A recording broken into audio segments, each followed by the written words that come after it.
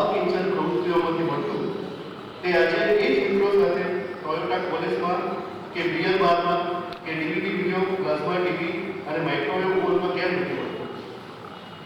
અરે એ સુખ આજની પેઢીના છોકરાઓને કોમ્પ્યુટર્સ, વિડીયો ગેમ્સ અને કાર્ટૂન નેટવર્કમાંથી મળી રહ્યું છે ખરું? મારો દોસ્ત વણઝારા કહેતો કે બાળપણમાં એના ગામના છેવાડે અલગારી મસ્ત રામ રહેતો, જે રોજ સવારે ઘરે ઘરે જઈ પૂછી ચીંધ્યા કામ કરતો, બદલામાં માત્ર ખાવાનું રહેતો ને રાત્રે વાળો કરી બે ફીફડાઈથી સૂઈ જતો, જ્યાંથી કોઈ લપન છપ્પન કે માથા કરતો. અને આજે એ જ ગામના બીજા છેડે જમીનના ભાવ વીઘાના 3 લાખ બોલાય છે અને એના પર એક સાયબર કેફે થોડું થઈ રહ્યું છે. અને મારા નવા પરિચયમાં આવતો દરેક બીજો કે ત્રીજો માણસ વાત કરતા પહેલા મને પગથી માથા સુધી જોઈ ચકાસી લે છે કે આ માણસને કામનો છે કે કેમ.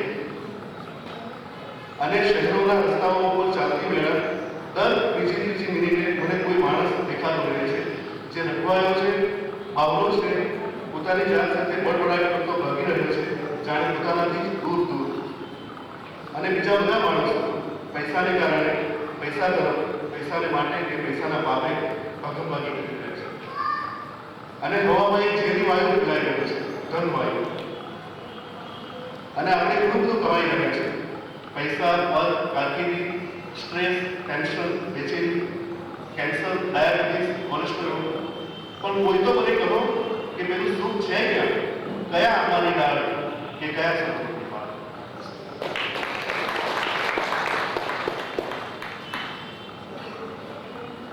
હમણાં મહિના પહેલા અમેરિકામાં મારા ઘરે અભિયાન વીકલી આવે છે દર અઠવાડિયે. એમાં પોકીમોન ઉપર લેખ હતો.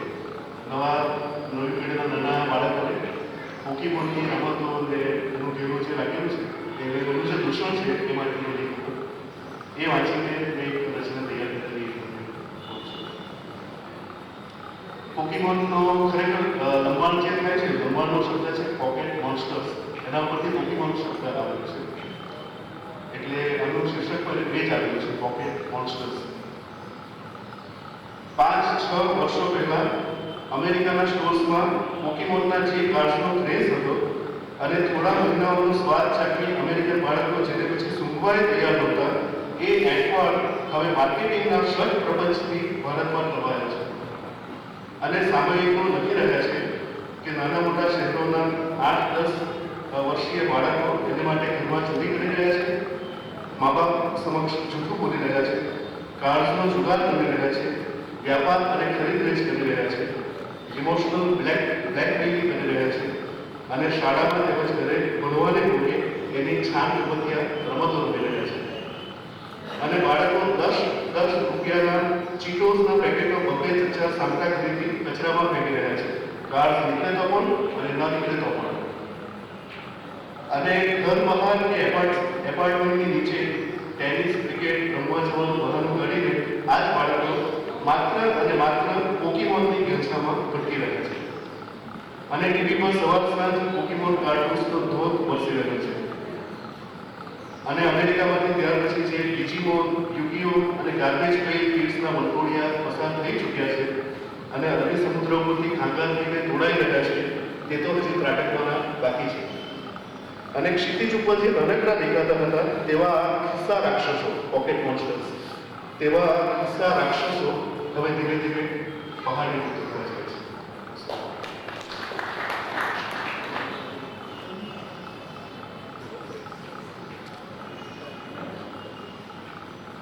બસ આ સાથે હું મારું વક્તવ્ય પૂરું કરું છું.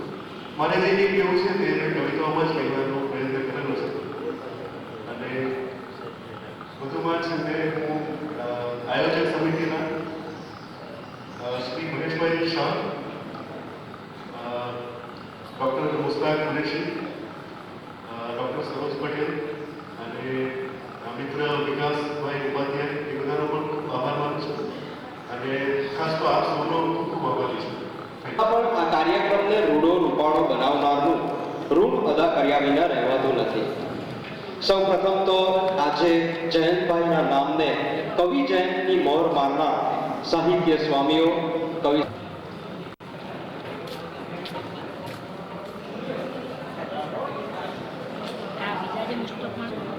રસોઈ આવે રસોઈ પેલે ગાડી જોઈતી હતી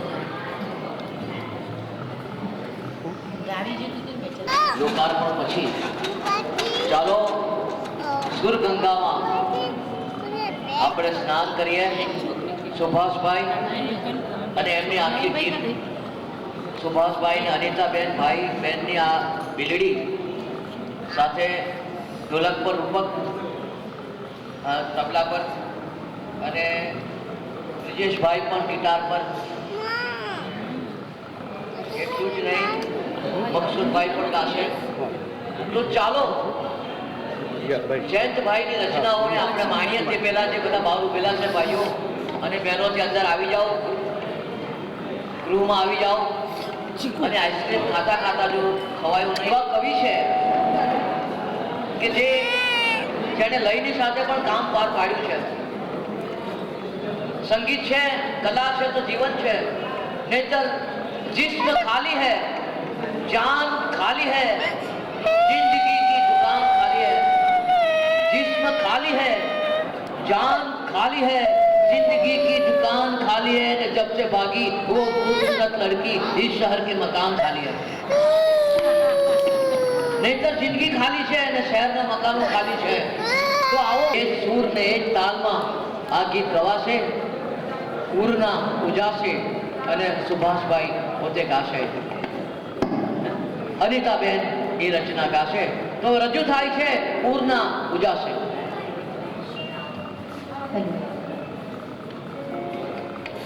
હાલો છે, નમસ્કાર. અહીં ઉપસ્થિત સર્વે જે કૃતિઓના રસિકોનું ખાસ કરીને સ્વાગત કરું છું. અને આજે પૂરના ઉજાસે આપણે મને નૈનાબેન તરફથી કહેવામાં આવ્યું કે જયંતભાઈ પહેલી કૃતિ જે લખેલી અને આર.ડી. બર્મનનું સંગીત મેરે નૈના સાવન બહાદુર ફિલ્મ મહેબૂબા આ ગીત ઉપરથી લખી છે. અને એમ કહેવાય તો કે આ રચનાની જે કમ્પોઝિશન ઉપરથી જયંતભાઈ લખ્યું છે. એટલે આ કમ્પોઝિશન મારું નથી, જયંતભાઈ પોતે લખ્યું છે ગીત સાંભળીને. એટલે પહેલી રચના છે તો અનિતા રજૂ કરે છે પૂરના ઉજાસ.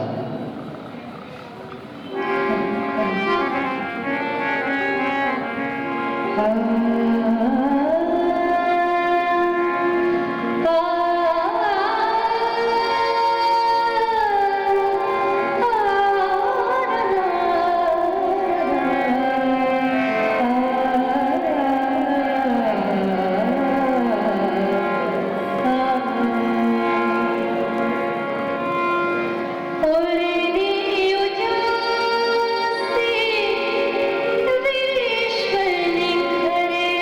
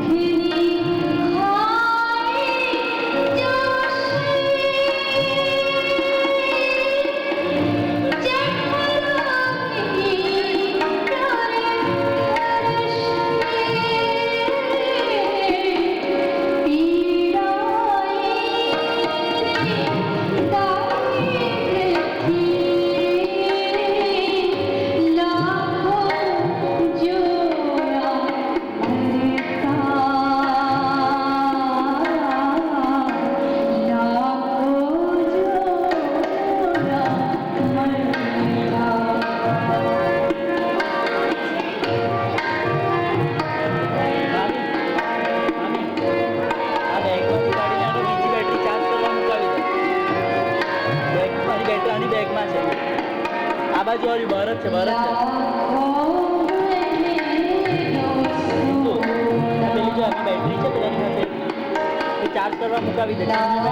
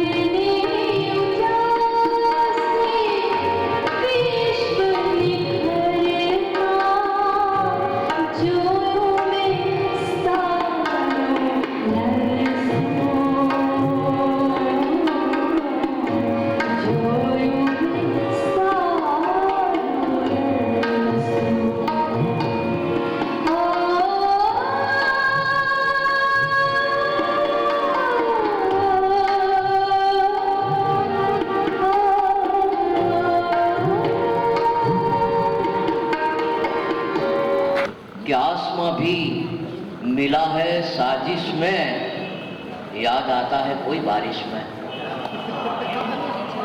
વરસાદની ઋતુ એવી છે, સોક્રેટિસ શેરીઓમાં નીકળી પડતા જોસેફભાઈ અને કોઈ પણ છોકરાને પકડીને કહેતા કે વરસાદ બોલ, ચોમાસું એટલે શું? પેલો છોકરો કહે કે વરસાદ પડે, પાણી પડે અને પછી મારા બાપાને અમે બધા ખેતરમાં જઈએ ને પાક લાવીએ. પછી સોક્રેટિસ ધીમેથીનો જબ્બો પકડીને પૂછતા, અલ્યા આ તો બધા જાણે પણ તને કોઈની યાદ આવે છે? એને પણ વરસાદ કહેવાય છે. તો વરસાદની આ મોસમમાં હવાભાઈના વાડિયા હોલમાં સૂરોનો વરસાદ અને હવે બીજી રચના જે રજૂ થાય છે તે સુભાષભાઈ પોતે રજૂ કરશે. અનિતાબેન ગાશે નવ માસ. આ પણ અતિ સુંદર રચના જયંતભાઈની રજૂ થાય છે. અનિતાબેન.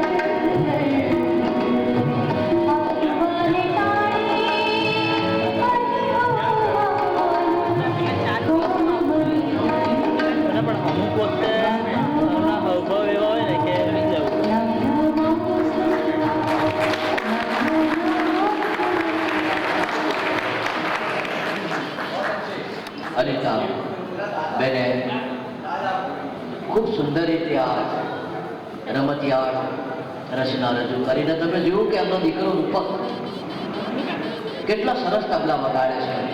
આપણે એકવાર એ રૂપકને વધાવી લઈએ તાળીઓ.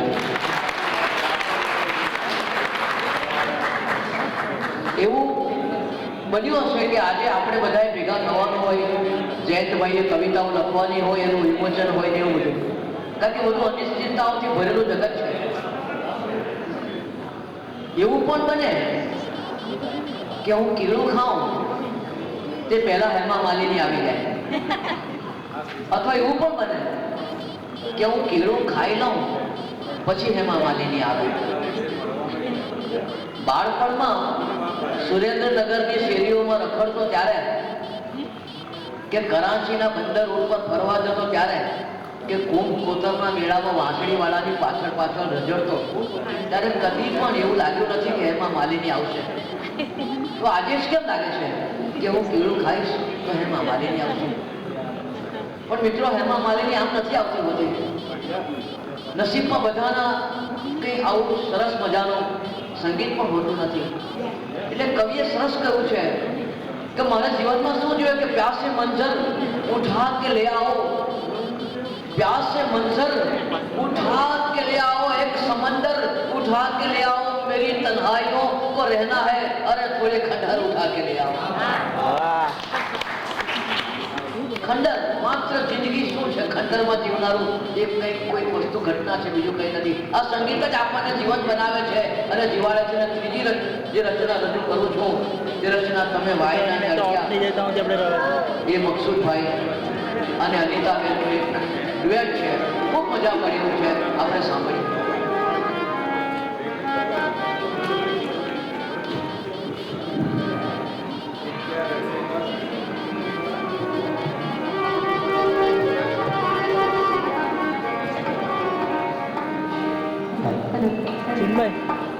ચિન્મય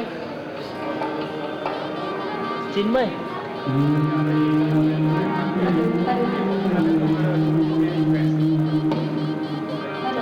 Radho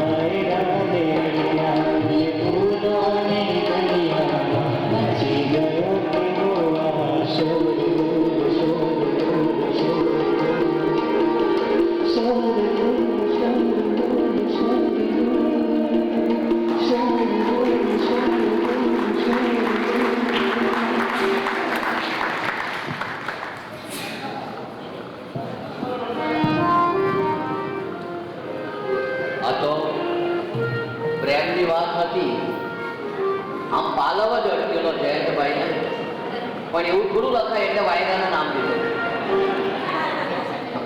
કારણ કે પ્રેમમાં તો જૂઠું બોલવાની છૂટ છે, એમ કહ્યું છે ને કે યુદ્ધ અને પ્રેમમાં તો બધું ચાલે. એટલે વાયરો કઈ કોઈનો પાલવ અડિયાનો મને વેપ છે. કે પ્રેમ એવી વસ્તુ છે કે આમ અલ્ટિમેટમ જ આપે કે કોઈ યાદ જો રડાવે, સાંભળજો, કે કોઈ યાદ જો રડાવે તો મારી પાસે આવ, ને સાંજ પણ સતાવે તો મારી પાસે આવ, ને દર્પણમાં તું જુએ અને દેખાઈ જાઉં, અને એવો પ્રસંગ આવે તો મારી પાસે આવ.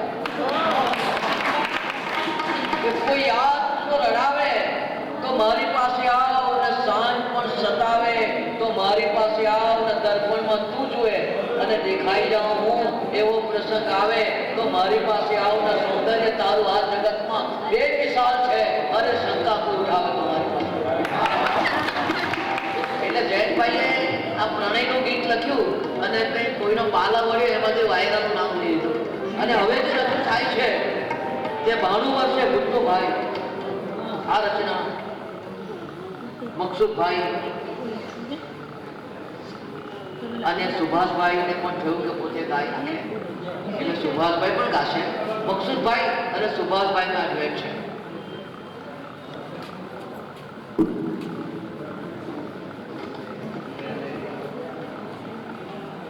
આ જયંતભાઈ ખૂબ સરસ રચના. મને અમૃત સાહેબે વાત કરી તે પ્રમાણે કે પહેલાં મને સાઇન આપી દીધી હતી કે આટલા કમ્પોઝિશન મારે જે ગમે એ કરવાના છે. તો આ થોડું જે સંગીત કમ્પોઝિશન કર્યું છે થોડું ગામઠી સ્ટાઇલ છે, અને જે લાવણી રિઝર્વ કહે આપણે મરાઠીમાં, કેમ કે ગીતના શબ્દો પણ એવા છે કે 92 વર્ષે ભૂતોભાઈ पैणवानी हौसले जीवे.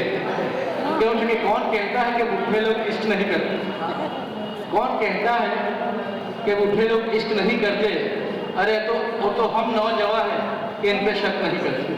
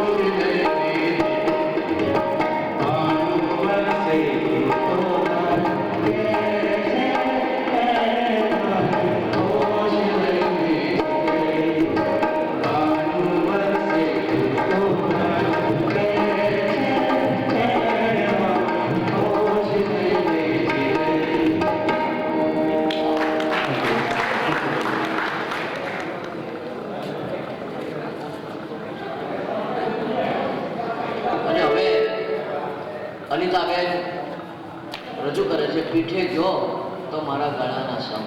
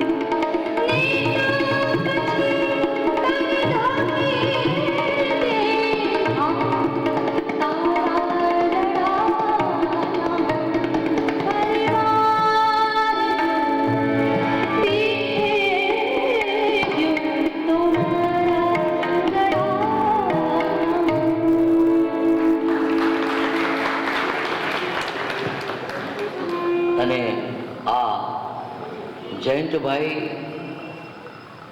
ના કાવ્ય સંગ્રહના લોકાર્પણ પ્રસંગે જે કાર્યક્રમ યોજાયો સંગીતનો, એની અંતિમ રચના પણ આપણે સાંભળી લઈએ. આ તો તમે બધા આવ્યા. જયંતભાઈ પ્રત્યેનો પ્રેમ, કવિતા પ્રત્યેનો પ્રેમ, એ કવિએ સરસ વાત કરી છે કે તું નહીં આવે તો કેવું લાગશે, ને સાંજ તડપાવે તો કેવું લાગશે, ને હું જો સમજાવું તો તું સમજે નહીં, ને લોક સમજાવે તો કેવું લાગશે. પણ લોકોએ સમજાવવા જ ન પડ્યા. તો એ બધા જાતે આવ્યા, કાર્યક્રમ સરસ રીતે સંપન્ન થયો અને હવે અંતિમ રચના સુભાષભાઈ પોતે રજૂ કરશે. આ કાર્યક્રમની અંતિમ રચના.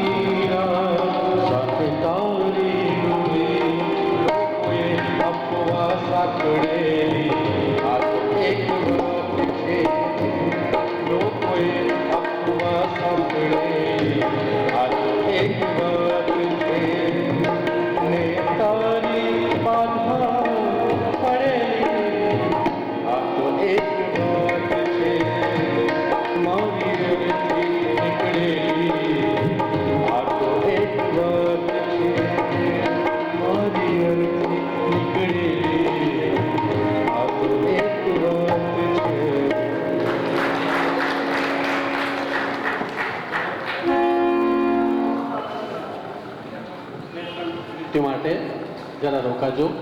જોસેફભાઈ આપણી વચ્ચે ફરીથી 2-3 ક્ષણો માટે આવે છે. જોસેફભાઈ. મિત્રો, આ સર્વની સંધ્યાનો આટલો અનુપમ લાવો ઉઠાવવા બાદ બદલ નયનભાઈના સંચાલનમાં સુભાષભાઈ, અનિતાબેન, હસરતભાઈ, બટુ તારું નામ બેટા? હા, રૂપક. તું પેલા ઝાકીર હુસેન ટપી જવા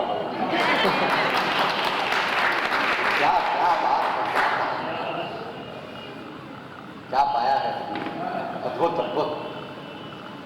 તો સૂર તાલ લઈ શિવરંજનથી શરૂ કર્યું. આ લોકોને જરાક એક્ઝાગરેશન લાગે, પણ મેં 3 મિત્રો એક વખત કિશોરદાને મળેલા. કિશોરદા જાણે હું લેતો થોડું ઘણું એટલે ખુશ થઈ ગયેલા, પણ આમ હતા બુજી સ્વભાવ. એટલે મેં કહ્યું વાહ ગા શિવરંજન એકતા સાથે ગવાયો છે ને? મને કે બહુ કઠિન, બીજું કંઈ ભણવું કે એમ નહીં ગવાય. એટલે શિવરંજની ગાવો એક સાધના માગી લે છે અને ખરેખર અનિતાબેને સંપૂર્ણ ન્યાય આપ્યો. હું એમ કહીશ કે જયંતના ગીતના જે શબ્દો હતા એ શબ્દો શિવરંજનીમાં ટાળ્યા. એ બદલ ખરેખર મારા અંતરના આશીર્વાદને અભિનંદન. આ ગાયક વૃંદને મારી અનેક ઘણી શુભેચ્છાઓ, સદભાવનાઓ, અભ્યર્થનાઓ. આ પ્રસંગને ખરેખર તમે પાવક બનાવ્યો એ બદલ તમે અભિવાદનના અધિકારી છો જ. આ બધા વતી તમારું અભિવાદન કરતા તમે આમ ને આમ સતત ને સતત પ્રકટ સાધતા રહો એવી અભ્યર્થના સાથે સૌનો આભાર. અને અહીં આ કાર્યક્રમ પૂરો થાય છે એ પંક્તિ સાથે, નથી ગમતું ઘણું પણ કંઈક આવું ગમે છે જેને કારણે આ ધરતી પર રહેવું ગમે છે. અસ્તુ.